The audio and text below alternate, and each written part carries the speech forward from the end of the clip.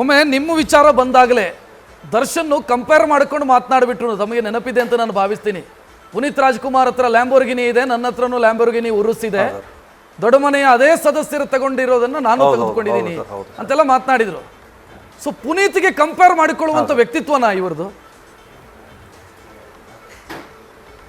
Sir, ಯಾರೋ ಒಂದು ಮಾಧ್ಯಮದಲ್ಲಿ ನೋಡಿದ್ದೆ, ಕಾರ್ ಕೊಂಡ್ಕೋಬೋದು, ಅವ್ರ ಹತ್ರ ಇರೋ ನಡತೆ, ಅವ್ರ ಹತ್ರ ಇರೋ ಗುಣ ನೀವು ಕೊಂಡ್ಕೊಳ್ಳೋಕ್ಕೆ ಅದನ್ನು ಅಳವಡಿಸ್ಕೊಳ್ಳೋ ಇದು ನಿಮಗಿಲ್ಲ ಅಂತ ಯಾರೋ ಹೇಳಿದರು. ನನಗೆ ಭಾಳ ಸಮಂಜಸ ಅನಿಸ್ತು ಸರ್ ಆ ವಿಚಾರದಲ್ಲಿ. ಆಮೇಲೆ ಸರ್, ನಿಮಗೆ ತೊಗೊಳ್ಳೋ ಶಕ್ತಿ ಇಲ್ವಾ, ನನಗೆ ತೊಗೊಳ್ಳೋ ಶಕ್ತಿ ಇಲ್ವಾ? ನಾನೆಲ್ಲೋ ಒಂದು, ನಾವು ಮತ್ತು ನಮ್ಮ ಸಹೋದರ, ನಮ್ಮ ಅಣ್ಣ ಎಲ್ಲೋ ಒಂದು ಕಡೆ ಟ್ರಿಪ್ ಹೋಗಿದ್ವಿ ಸರ್. ಕಾರು ಹೋಗಿ ನಿಂತಾಗ ಅಲ್ಲಿ ದನ ಮೇಯಿಸ್ತಾ ಇದ್ರಲ್ಲ ಸರ್.